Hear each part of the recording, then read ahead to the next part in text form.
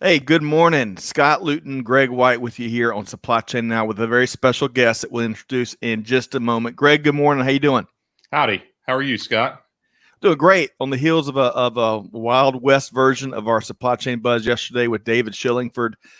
Great episode. We've got a special guest here on Talent Tuesday. But before we introduce Mr. Radu, we want to invite folks to, if you enjoyed today's episode or our live stream, check out our podcast wherever you get your podcast from. Be sure to subscribe so you don't miss a single thing, including we don't want you to miss a single episode of Tequila Sunrise, one of our newest and hottest series crafted by Greg White. Greg, you've gotten a lot of feedback around that so far, right? Yeah, we have actually. Thank you. A lot of people in the investment and startup community are interested in it, and a lot of people who are just observers who want to know. So we're giving a little bit of education on how investment works. Yes, absolutely. Come on, let's talk to Radu. Let's do this.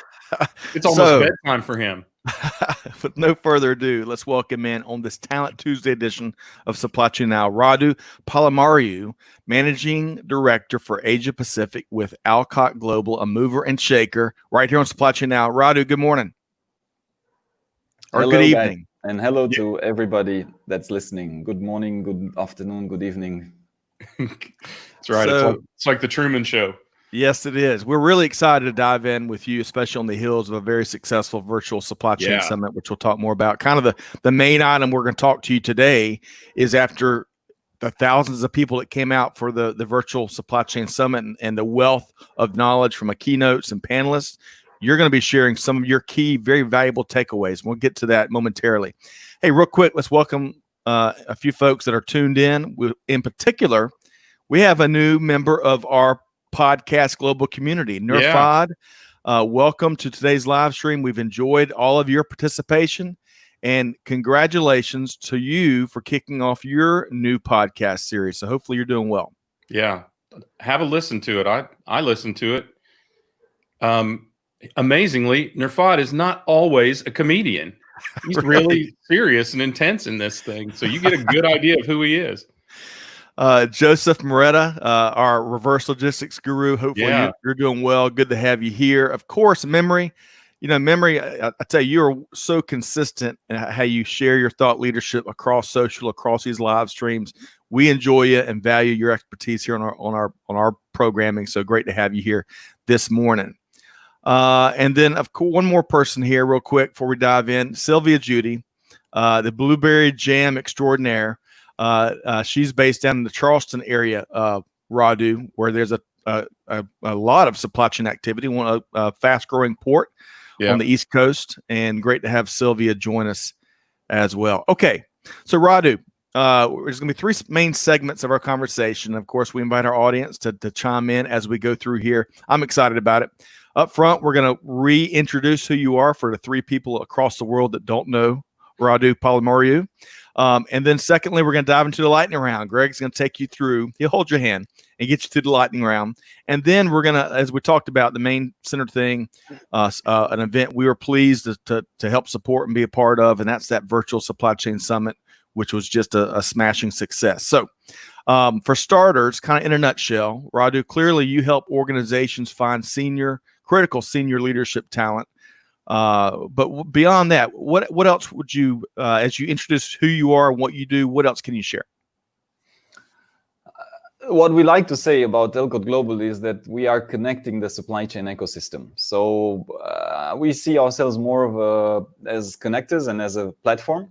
And we use different means. So executive search, obviously, that part of the business where it's recruitment focused, C-level focused, that's one. And then as we are very pleased, we have launched the virtual supply chain summit, and very thankful for all the people that participated, for all the great partners like yourselves that helped. That was a great great event, great success. We had 6,000 people that registered, and then we have a number of content and other added value materials that we provide to our community. Outstanding, and that doesn't even do it justice. I appreciate your Reader's Digest approach, Radu, given everything else we're going to dive into with you today on the live stream. Hey, before we dive into the lightning round, Greg, let's welcome a few other folks here. Olutola is dialed in on LinkedIn from Nigeria, so hope this finds you well. Great to have you here today with us, Olutola. And our friend, and Radu, I think you know Jenny Froome as well, one of the senior leaders with Sapix, also based in Africa. I'll tell you, yeah. Jenny has been on the show several times. What a great story, and what a special person that's leading an organization doing special things in that neck of the woods for all things supply chain. Okay. All right. So, Greg, you are unchained. Let's All right. I just got to know. So I think people know you professionally, but I think let's real quick lightning round, as Scott says. Let's throw some questions at you and see what we can find out about Radu. Are you ready? Sure. You think you're ready, don't you? Give me an idea of how you, I'm almost afraid to ask this because the last time you were on the show, you came with injuries. So give me an idea of when you're not working, where you spend your time, and maybe share a little bit about that story. I would say I try family, sports, but the third, and I also say a little bit like the person that you just mentioned in the chat, I'm actually a full-time stand-up comedian, and a part-time I do supply chain and all. So I love jokes. I love cracking jokes. I love watching funny materials. That's my passion. Well, and you do it in business too. I think because this is so natural for you, you can have some fun while you're working, even on such important topics, right? Okay, so how about your favorite latest read? Let's keep it on the business front, or unless you got something really interesting, nonfiction that you want to share, or fiction. I have to be, in all honesty, I haven't read a nonfiction book for a long time, but I'm not a big reader of books. I consume a lot of social media. It's just because I'm ADHD, I cannot focus too long for reading a book. But I like a lot, and I think for me the most helpful in the last 3-4 years since I found out about him has been Gary Vaynerchuk. He's all over the social media now. I don't follow him that much anymore, but I think every so often when he pops and there's a soundbite, there's a bit of wisdom, there's a bit of a reminder of some principle, I still find it extremely valuable. So I definitely recommend following Gary, whether you start, whether you're quite well into your journey of whatever it may be. I think he's very useful. That's good. Hey, can I wait real quick for Radu? Right. Real quick on Gary V. Yeah. One of the things that I liked about him that I saw on social media the other day is he really challenged digital, and he's not just a digital personality, but he was talking about how folks love on their audience on the show, and then when they see him out in person, they can shun them. And he was talking about the value. You got to engage, whether it's on your show, on social media, or if it's in person, that folks want to engage with you. And I think we need to have more of that in today's society, right? It seems like everybody's digital first, but when you get down to it, they're not necessarily always willing to engage in person. So I think Gary Vee made a great perspective a week or two ago when I saw that. Yeah, it's just about being genuine, right? And he was in Singapore 3 years ago. So our podcast, right, Leaders in Supply Chain. At that point, I was maybe 5-6 episodes in it, and I asked him. I actually got a chance to ask him a question. I said, "Hey man, look, I don't know. Shall I expand further than supply chain? Shall I go FMCG? Right? 5 episodes. I was 5 episodes. Patience is not my strength." And then he said, "No, he's quite explicit, right? Be patient. Keep at it. And you'll be fine." And luckily, I took his advice. And I think that's a key. Fundamentals, right? Be patient. Put in the work. It's about genuine relationships. Of course. What's the point of putting out content if you're just, if you're not truly interacting with people, then forget it. If you're not trying to help people genuinely, I don't think it works long term. Yeah. Well, and find your niche, right? Find your gift, your superpower. I like to call it superpower. Whatever you can do that's so much better than anyone else, the hedgehog concept, right? That thing that you are best at in the world and that you can make a living, a name for yourself, whatever doing. All right. So you, like me, not a big reader. I love that. It's good to know there are other folks out there. And then there's an opportunity for those of us who can only read in short snippets to be successful. How about a leadership quote, and maybe throw in who inspires you the most in terms of what they say or what they've done? in terms of leadership? The quote that came to my mind, and I think it's just, Winston Churchill has a lot, but this one in particular I like, which is, you will never reach your destination if you stop at every barking dog. You will never reach your destination if you stop at every barking dog. I like how you say it better than Winston. Particularly now. It's incredible. I mean, the amount of people, critics, negativity. I mean, I'm not saying don't listen to feedback. Don't get me wrong. But at some point, like, screw it. I mean, how long and how much? I mean, there's so much analysis, paralysis by analysis, that people are just, so much in their heads, and then they forget to do anything because they are only in their heads, right? So, I mean, ultimately, you're going to have critics no matter. If you do anything in life, you're going to have critics, right? Yeah. But just take the lesson and move on, because ultimately... Yeah, I love that. So, love that. That's a good one. Do you know who to attribute that to, or I Winston don't? Churchill, as far as I know. That is a Winston Churchill. Okay, got it. Yeah, and there were a ton of really, really good ones there as well. He was very good at distilling nuggets. Yeah. All right. What's your go-to or most proven or favorite piece of career advice that you give to folks? I'll frame it because it's horses for courses, I guess. But if you want to be in an executive position, I would say that the most useful thing that you can do as early, actually, as you can in your career, sometimes it's not possible, but as early as you can, get into a consulting type of a position.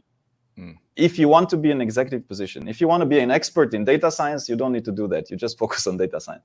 But if you want to be an executive role, it can also be a management traineeship that gives you full spectrum of different facets of the business, but usually consulting, because it exposes you to so many different business facets, problems, challenges, stakeholders, that works the best to give you the fastest access to a full holistic understanding of a business. So that's what I would say. Get into consulting if you want to be in an executive position 10, 15, 20 years down the line. I like that strategy, because you also get access to the leaders in those companies when you're doing a consulting gig. And there's an old saying, I don't know if it's universal, but it's not what you know, it's who you know. I would argue, one, that's not true. There's a lot of what you know, but it's not even who you know. It's more important, and this is a subtlety, but it's more important who knows you. Who can confirm that you have the gifts, the skills to be accretive to their business? There are a lot of people that know you, Radu, that you don't know, right? So it's hard for you to value those people. But if you know them, it's a lot easier for you to put a value on those folks. So get known is a really important aspect of your career. Yeah, thank you for sharing all that with us. That's incredible. We have a couple things in common, Winston Churchill fans, and we don't read, which makes Winston Churchill the right person for us, because he's like 5 words. Yeah. So let's throw this out to our audience. So tell, as we walk through and move into this next segment with Radu about this huge successful event last week and getting some key takeaways, tell us what your favorite quotes are, and if you can put in there, along with the quote, who you attribute that to, that'd be helpful on our end. Or your best piece of advice you've ever been given, or something that's really been proven that you like sharing with others. We'll try to share those throughout as we walk through the rest of this conversation. Okay, so thank you, Radu, for playing along with Greg and the lightning round. And now we're going to dive into, so you had over 6,000 registrants for this virtual supply chain summit. You had, by last count, it seemed like 100 of the leading keynotes across business, right. A lot of great breakout sessions and just a lot of great sessions in general, and 3 days as well. So a ton of content. So asking you to boil all that down into what I believe is we've got your top 4 key takeaways. There's going to be some stuff that folks are going to have to check out the content to get the whole picture. But with all that said, what really stands out to you as you look back on this massive 3-day event that folks need to know? And maybe let me just give us slightly the overall picture so that people kind of get a glimpse of where this comes from. So whilst there was, indeed, there was 6,000 that registered. We had 109 countries. And I mean, for us, it was the first time that we're doing this. And obviously virtual events in general, I think now because of COVID, it's kind of a emergence of them. Yep. And yeah, indeed, we had speakers from literally all continents. So we tried to bring different perspectives across different continents, across manufacturing, logistics, software, technology providers. So that's the combination. We had 8 keynotes and we had 13 panels overall. So yeah, 3 days, a lot. Wow. Yeah. But ultimately, I guess the fundamental of it, the crux of it, and I guess what I'm more than happy to share. In principle, there's a couple of commonalities, and yeah, I've kind of distilled it to 4. So I'm more than happy to share. Now, obviously, there's been a lot more sharing done over the course of the 3 days, but this have come up again and again and again. So number 1 that I would want to address and also share with the audience, and let's see also what they think, has been a common thread around having the right data in your supply chain. So whilst technology is obviously important, and we've had some of the leading technology companies that came and presented on their solutions, there was a common agreement across whether you were on the tech software provider side or you were on the client side, that without data you're dead. I mean, without data you're basically garbage in, garbage out. You can have the best artificial intelligence tool, is going to be worthless. Right. So that was a key point that most of the manufacturers were making, that the key aspect was, how do I get that accurate data? How do I get it as live as possible? Because also with COVID-19, all of a sudden everything got haywire and you no longer know, where's your stuff? Where's my stuff? And another key aspect that came about, so there were 2, get accurate data, but secondly is, if you put in a program, whether it is SNOP, whether it is, you call it otherwise, you call it integrated business planning, whether it's whatever it may be, right?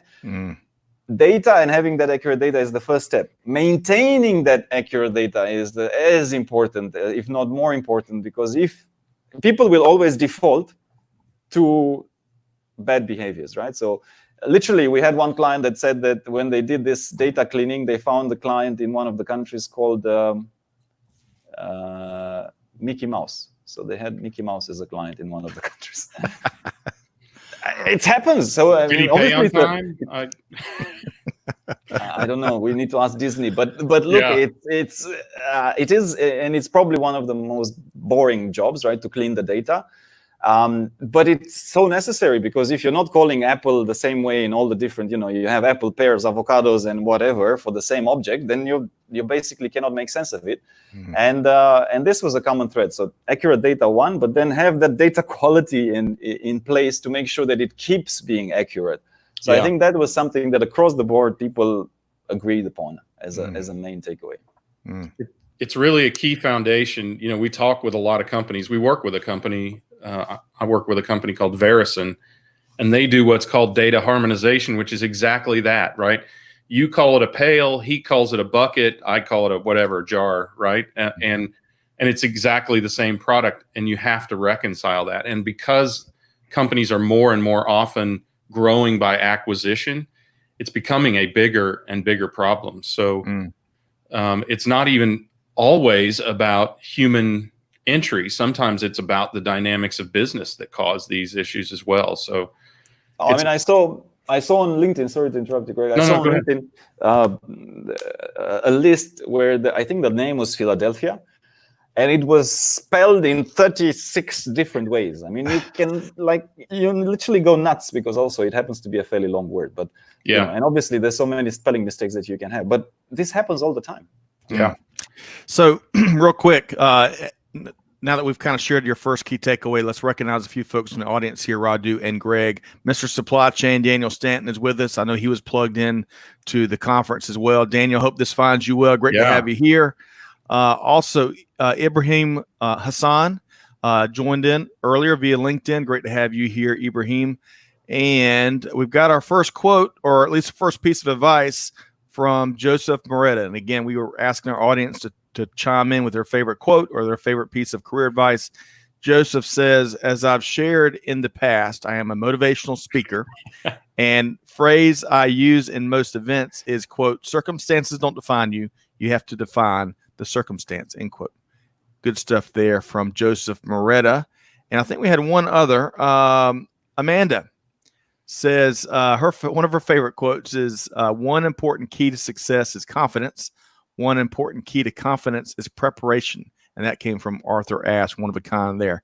Great quote there, Amanda. All right. So keeping driving on this this event, the Virtual Supply Chain Summit, Radu, you're sharing your top 4 key takeaways with us and our audience. The first one, the critical importance of data, and not just data, but clean data. We can appreciate that. What's number 2 on the top 4 list? The second one was again in some ways it was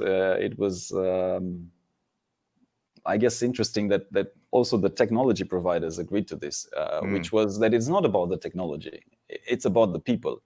You can have the best technology, but ultimately it can fail in your organization if the people don't understand why they should do it, right? What's in it for them, how it's going to help them, their work. If the culture is not right, but okay, culture is about people, right? So it's again about how do they understand, how do they do things, how do they decide to implement things. It's about the change management and how do you manage to get them on that journey of implementing the technology and using the technology. So there was a commonality of it's the people. And we've heard that saying, right? Culture eats strategy for breakfast. Hey, right. There you go, another quote. There's another one, yeah. Peter Drucker, right? So, but it's very true, right? So I mean, and that's again what happens a lot in multinationals, right? That you have the fanciest strategy, you bring in the best consultants in the world, they charge you an arm and a leg, and then you go to the board, and then you get the stamp. Oh, let's not name them, but this and this told me, and this is amazing. Yeah. So ultimately, when you go to the organization, I mean, if you don't have the buy-in, if you don't convince the troops to follow that, if you don't give them what's in it for them to change, it's going to fail. So so I think the overarching and I had today a very good discussion with Dirk from Henkel, and he actually got the question whilst we were doing the live, and he got the question from the audience. It's like, okay, Henkel, he had done a presentation. It's okay, you speak about robotics, you speak about sensorics, data analytics. But the question was, but there's nothing new, Dirk, right? I mean, tell us some cutting edge tech. Tell us something that is, unique about Henkel. What makes you so special? And Dirk's point, which I can echo 1,000 times, was, yeah, but most things are not so unique. I mean, AI has been existing, artificial intelligence. The principles of it have existed for the last 20, 30, 40 years. It's just that the computing power was not there. So now it is coming to the point where we can actually use it. So I think a lot of times we as human beings miss the point that it's not about the shiny new blockchain, AI, machine learning, or whatever technology. It's about, but what do you use it for? How does it help you? And do people understand in your organization how it's going to help them? And if you get these rights and this element right, then it's about the people first and then the tech. So I think that was a common thread that came out through the conference as well. It's about the people, dummy. Love. All right, love that, Greg. I know you're itching to weigh in on that second key takeaway, and then we're going to get some more comments from the audience. So, Greg, go right ahead. Technology is no more than a hammer with lots of lines of code and really hard to put in people's hands. I think we have to, as individuals, as leaders, even as technologists, we have to recognize that the solution is about facilitating people to be able to do the job better. And technology is merely the hammer that gets them there. Hammer, wrench, steam engine, whatever you want to call it, it's just the tool that you use to get you to the goal. And that's the key, is I think companies need to focus on what is the goal, not focus on the technology, right? Begin with the end in mind and work backwards from there. So many times, as you said, Radu, people go for the shiny object. They want AI, and then they don't know how to apply it, right? I wish you'd just give me a little prep. I could have had my toolbox here, some shiny objects, Greg, and we'd have it's like Carrot Top. No, good stuff there. I love that phrase that about technology being the hammer, and the visual that brings, and the truth in that is dead on. All right, Real quick, Jenny Froome says, education, the most powerful weapon to change the world. That comes from Nelson Mandela, the one and only legendary Nelson Mandela. Good stuff there, Jenny. And I know you're working hard to equip people with education via the SAPIX community.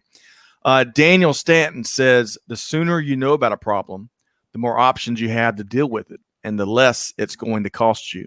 That is a great one. I wonder, Daniel, I don't know if that comes from you or someone else. Sounds like Neil Armstrong a little bit, or at least Neil Armstrong themed, right? Yes. If I had 10 seconds to live, I'd spend 7 seconds planning and 3 seconds executing. Love that. Daniel also says COVID has definitely shown us how important people are in our supply chain, which is kind of echoing a point that Radu was saying earlier.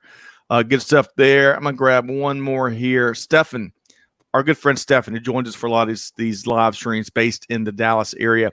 I love technology. Unfortunately, surprisingly, many people are against change in general and even more against technology since they fear for their jobs. Good stuff there from Stefan. Okay, go, Radu. I know you want to say something on that.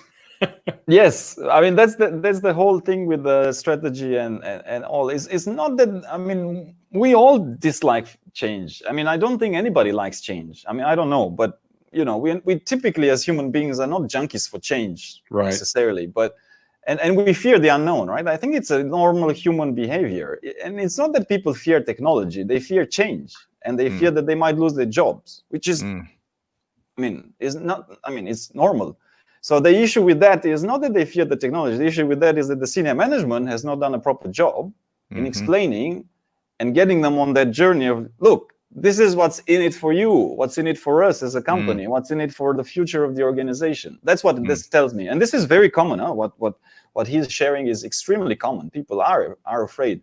But the issue is that the senior management needs to be accountable to take the people on the change journey, right? I mean, great point. The devil you know is better than the devil you don't know, right? Love that one too. I mean, that is the real issue, is that at least we know how bad it is with the inadequacies or the risks or the problems we've got today. If we introduce change, who knows what will happen? And it's that fear of the unknown, as you were talking about, that people are they're truly resistant to. Great point. DC also weighs in. In fact, she's kind of replying to Stefan here. We need to be able to manage the change as technology is adopted to work with people to reskill. Someone has to manage the tech and understand the business. Who better to do that than the folks already using old tools? Good stuff there from DC. We enjoyed having DC on a very frank discussion last week about the state of race and industry. Her and David Burton really shared some really cool and really timely perspective with our audience. Okay, so Radu, clearly you're eliciting a lot of responses, which we always knew. You get folks' thoughts churning. So let's move on to your third key takeaway, and it's not it's really important to keep in front of folks. You didn't just have 4. I bet you had 22 pages of key takeaways. That's right. But what's the third key one? This was we kind of made it a point in all panels to ask some variation of this question: what type of skills do supply chain professionals need for the future, and especially to make it to the C-suite, to the board level, to keep at that executive level within organizations, right? Which, I mean, ultimately, COVID has done a lot of good for the function and for supply chain in general, because it had brought more prominence in most organizations, right? So that was the question that we asked, and now there's been several variations of the answer, but the number one answer that I think came on all panels, there's been other skills as well, but the number one that was common across was presentation skills, or call it communication skills, or call it storytelling skills. But when I say storytelling, I don't mean bedtime stories. I mean, how do you capture, right? How do you capture an audience? And that audience is different, right? So on the one side, you have your board, your CEO, your senior management. If you need to sell a project, how do you do that? Because unless you're able to do that, you ain't going to get the funds. You ain't going to get credibility. You're going to be at the back of the room, right? I mean, just call it for what it is, right? You're just the person that makes things move from A to B or whatever it may be. You're not going to be a business partner. So that's to the senior management. Then obviously you need to present well to your stakeholders laterally to get that influencing and alignment to get stuff done, right? Because you're not going to do it without the support from sales, without the support from finance, without the support from, whatever other stakeholders you may have. And thirdly, you need that to rally your teams, right, behind you, right? If you start something and you have nobody walking at your back, well, you're just taking a walk. So leadership and to have that presence and that executive level and to be at board level, you need to be able to rally the troops, right? Again, we are talking about the same thing. So this came as a constant reminder across the board. And storytelling, different people understand different things. But to me, it's pretty straightforward. How do you capture and make a point in 30 seconds or less and capture the audience? Now, you're not going to make it in 30 seconds, but you need to capture them.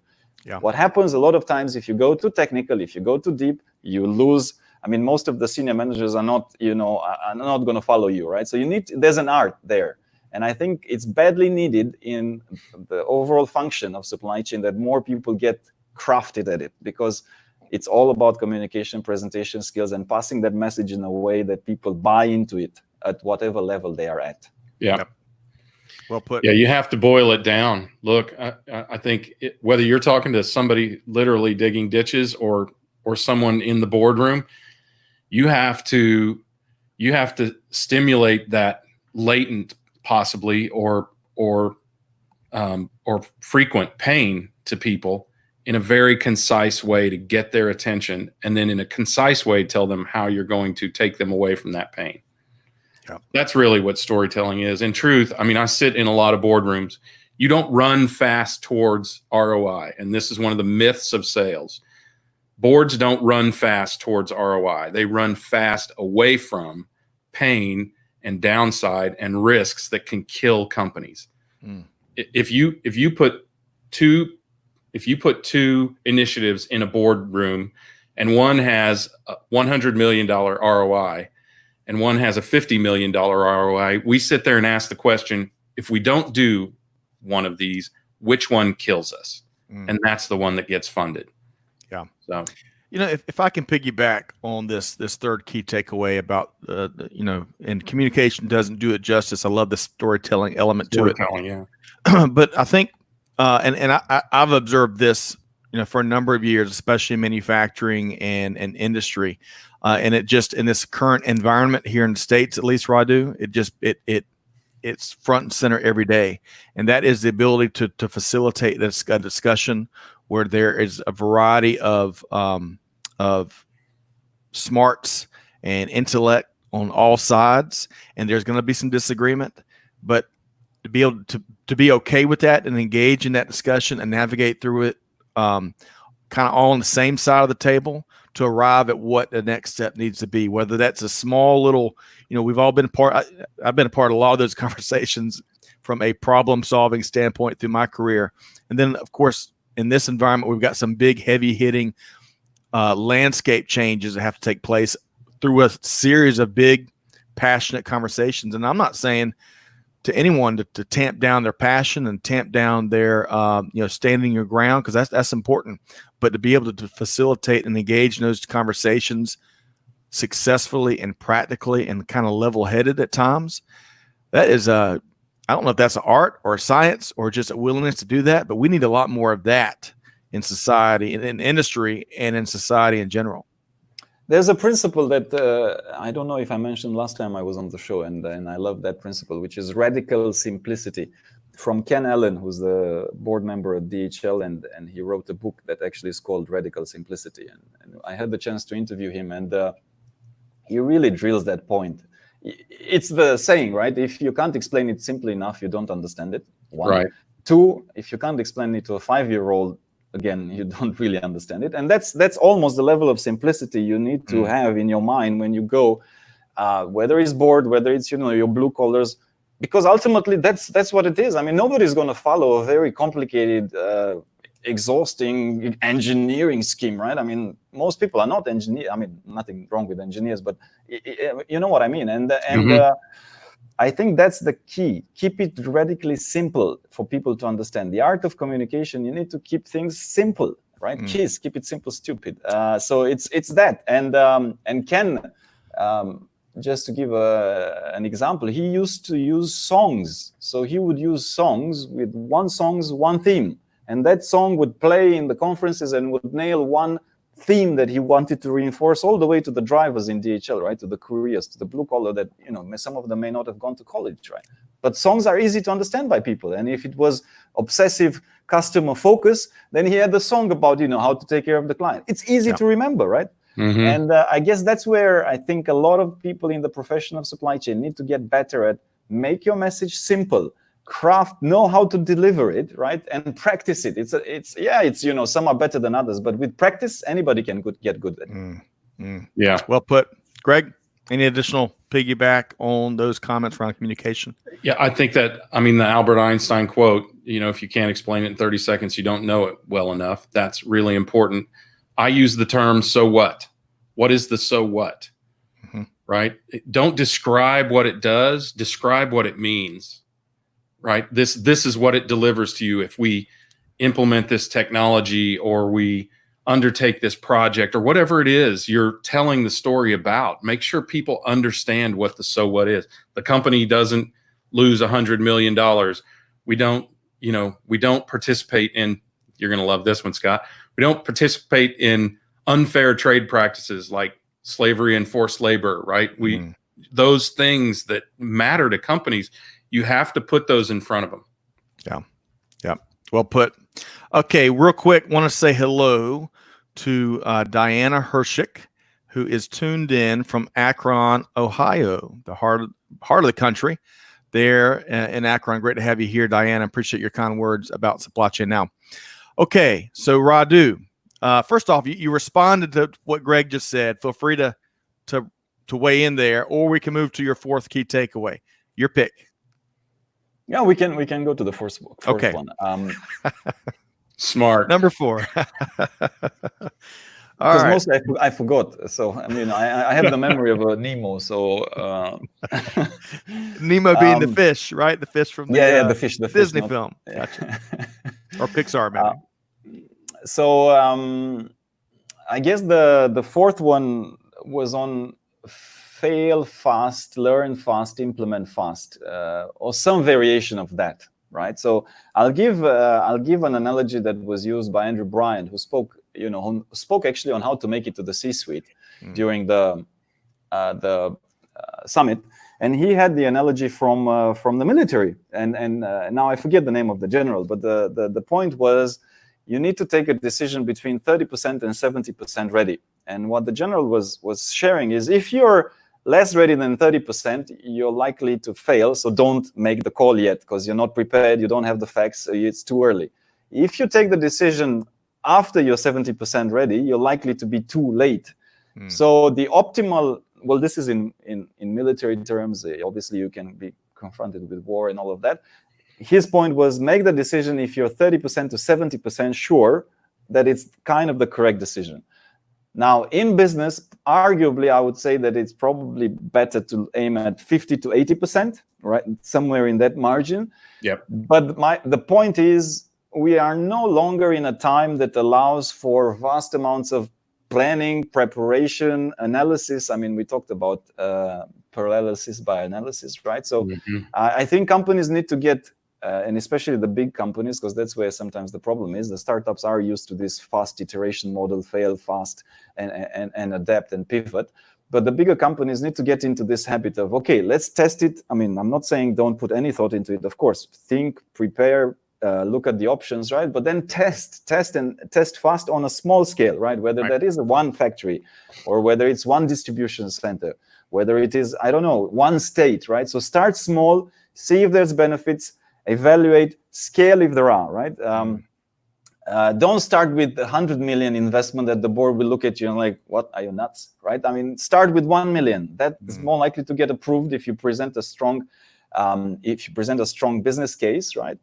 If it fails, okay, $1 million is not a small amount, but if you're a Fortune 500 company, it's not going to hurt you as much as 100 million would, right? So start with whatever is acceptable, that's small enough to get enough data to decide, is this worthwhile or not, right? If it's worthwhile, scale it.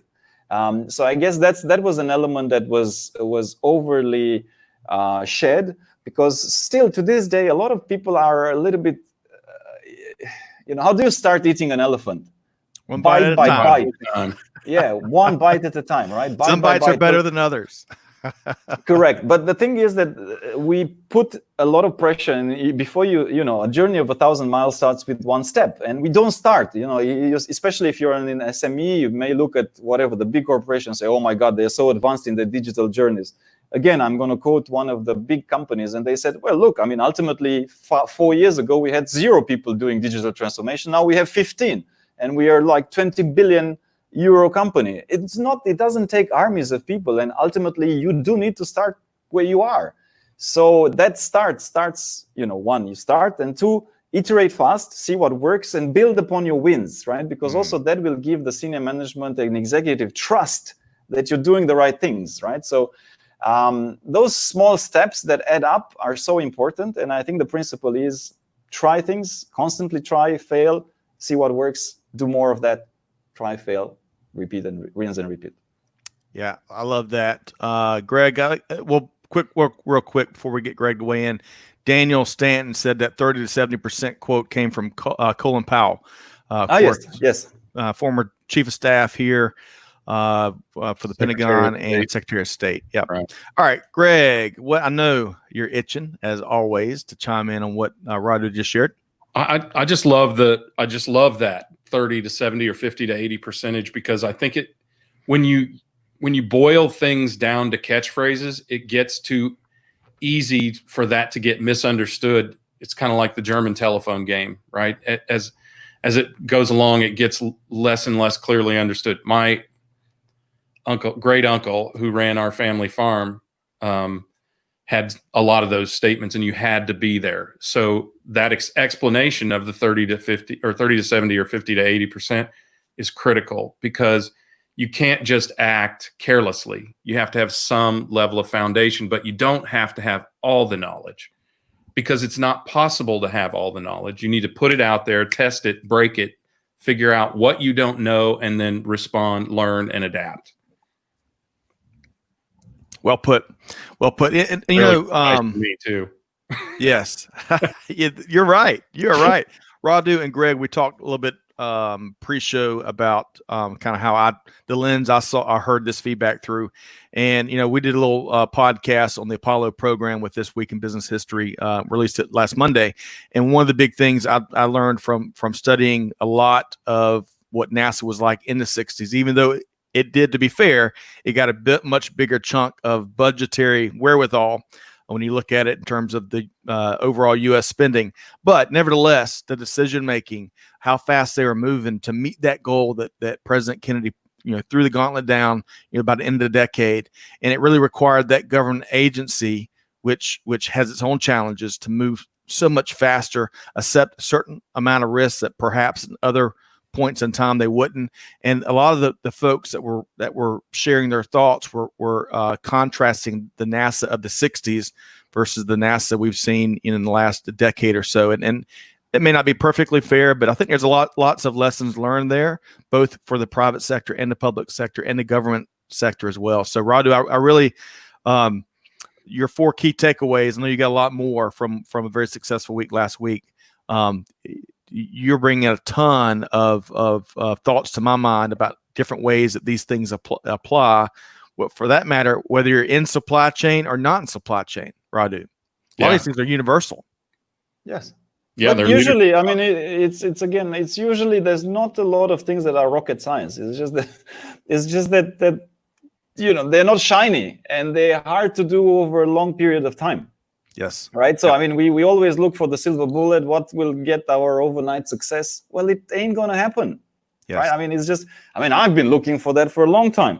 And I'm still not patient myself. Right. And I think that's just human nature, that we want to find some solution that will take all our problems away. But in reality, it doesn't work like that. So you need hard work, patience, basic stuff. I mean, we're not talking about alien principles here. I mean, I think since human beings existed, and it applies, in supply chain and across. It's just that it's damn hard to do it day in, day out, and we forget.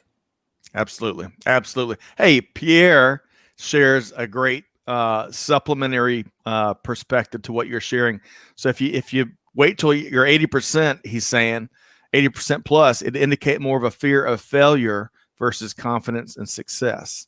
That's a neat, I like that corollary to what you're saying, Radu, because, if you wait till it's 100%, I mean, what you were saying earlier, if you wait to 70%, you miss your spot, miss your timing, wait too late, be the last one in. I'll give you the example. I mean, ultimately, is what also we tried to do with the summit, right? With the virtual summit. I mean, are we an event company? No, we're not, and we had never done a summit before, right?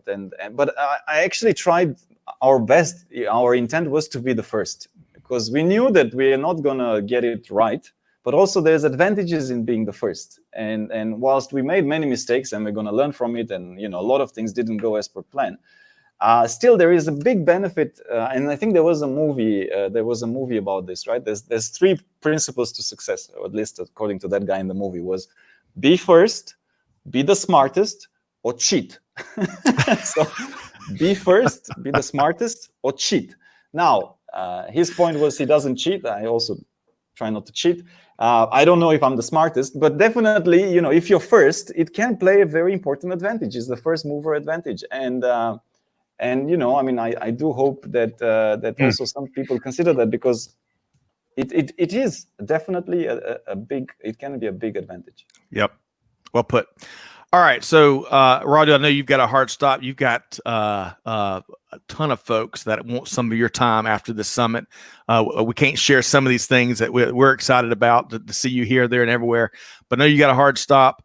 Let's make sure folks know how to connect with you and Alcott Global, because there's no shortage as y'all connect communities, global communities. There's no shortage of value folks can really gain from rubbing elbows with you and your team. So how can folks find you and your firm?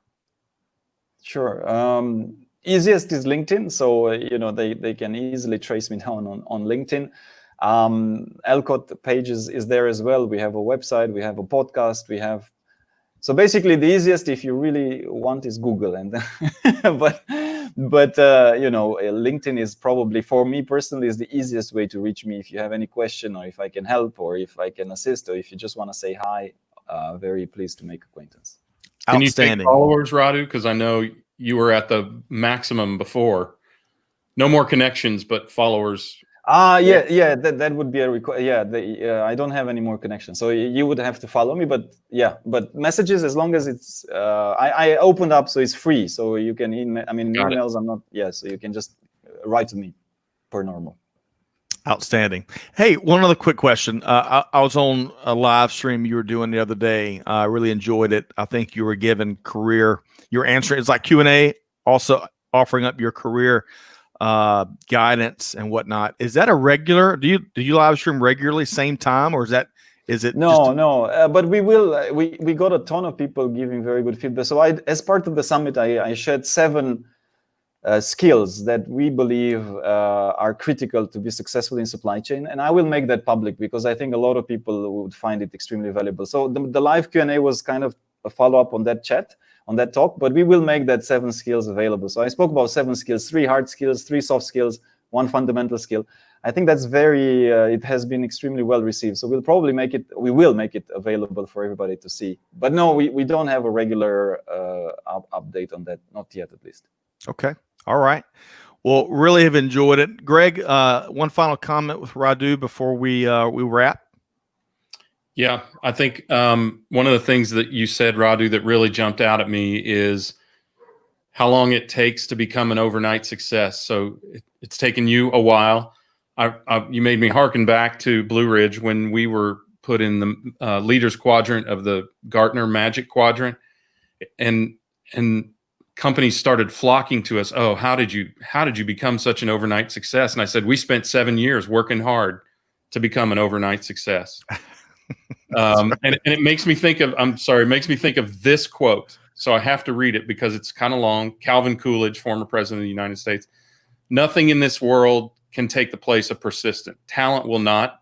Nothing is more common than unsuccessful people with talent. Genius will not. Unrewarded genius is almost a proverb. Education will not. The world is full of educated derelicts. Persistence and determination alone are omnipotent. The slogan, press on, has solved and always will solve the problems of the human race. Stay with it. Absolutely.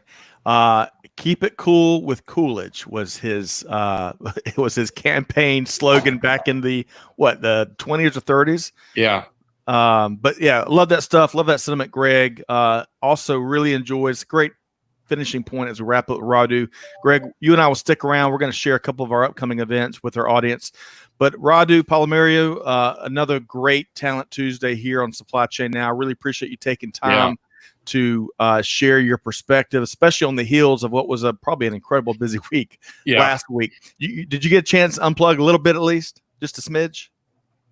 Okay. Yes, I've been watching only funny videos for the last 2 days, so that's good. I'm good. I've got some good ones for you. I'll send you a note. That's right. All right. Thanks for having me, guys. Thanks so much, and we will see you soon, Radu. Take care. Bye. All right. So, Gregory, always love his appearances with us and his frankness. He just cuts down to what's most important, right? You don't get a lot of fluff from Radu. And, I didn't notice it until today. I could see him being, sharing his sense of humor on stage. I didn't realize it was kind of a passion of his that he shared early on today, but I could definitely see it. I didn't realize he was serious about being a stand-up comedian. I don't know. Maybe it's not, but it makes me laugh all the time. But anyway, well, what we wanted to share here as we wrap up, and again, thanks to all of our all the great comments, and keep them coming. We're going to go about another 10 minutes here as we share a couple of upcoming events. In fact, on that note, Daniel was sharing, and Daniel, great to have Mr. Supply Chain here with us on today's live stream. Looking forward to you making an appearance on the Supply Chain Buzz in August. I think it's August 3rd. You're going to be on with us for a little while. Daniel shares, it is sometimes a question of strategic positioning. Are you willing to take the risk of being an early adopter, or would you rather wait, watch, and copy, or just acquire the successful innovators? Greg, your thought? I couldn't help but think as Radu was talking about that, you're either first, smart, or cheating. Right. I'm not smart enough to cheat, so I guess I better be first. All those are great sentiments. There are lots of ways to position yourself for success. And frankly, being second or third is not always the worst thing, because you can be first with an aspect of what has already been delivered to the marketplace to help yourself rise above. Often those companies are called disruptors.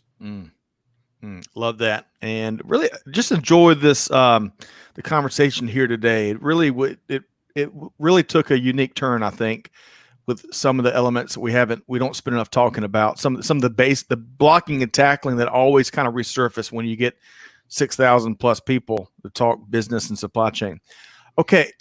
So on that note, and talking about learning opportunities, we've got a couple of events, one taking place this Friday, and then one we'll talk about in August. But Greg, tell us about this live stream that we're conducting in conjunction with not only U.S. Bank, but also the Kraft Heinz Company. Yeah, so every quarter, U.S. Bank puts out their freight payment index. Because they process so many payments among freight, they are able to do an incredible analysis and provide us with a ton of data. I'll look back at the past quarter. Trent from Kraft Heinz is going to give us a practical perspective, the people living it every day, what they're seeing in the marketplace that either does confirm what the data is showing us, or maybe even shows us some looks into the future. We had some experience with Lee Klaskow from Bloomberg last quarter. But this is always educational. It's a great lot of fun. Last quarter was not a great lot of fun. The data was not great. But we did take a little bit of a look forward last quarter, and we knew we expected things to get worse in April. To me, it seems like they've gotten better, faster than certainly I expected, or maybe even we talked about in last quarter's discussion. So thanks to the folks at U.S. Bank for collecting and putting out this valuable information.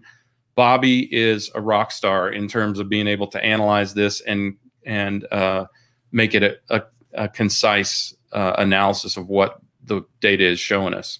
Yes, and I like what you said earlier. It is a wealth of data. They're one of the leading, if not the number one of the leading processors of freight payments. And from all of that data, you get great actionable insights here. So join us this coming Friday, July 24th.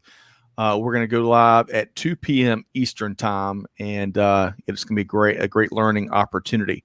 Okay, and then in August, newly scheduled webinar, August 19th, with two of our favorite people, Rod Sherkin with ProPurchaser.com and Kelly Barner with Buyers Meeting Point. This is the post-COVID-19 environment, especially for global supply chain, is not getting any shortage of attention.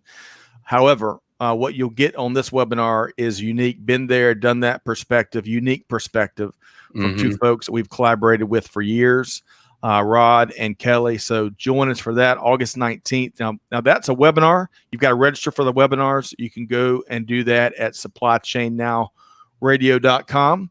And for that matter, that's our clearinghouse. So whether you want to check out past webinars or sign up for future webinars, check out past live streams, podcasts we publish just about every day, supplychainnowradio.com. And Greg, if you don't find something you're looking for, anyone can reach out to Amanda at supplychainnowradio.com and let us know how we can help. I do frequently, so I know that it works.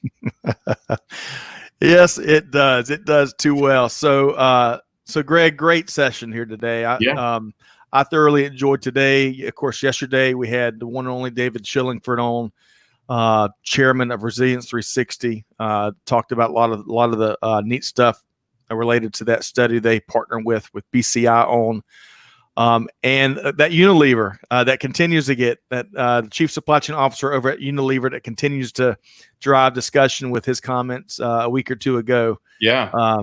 Really neat stuff.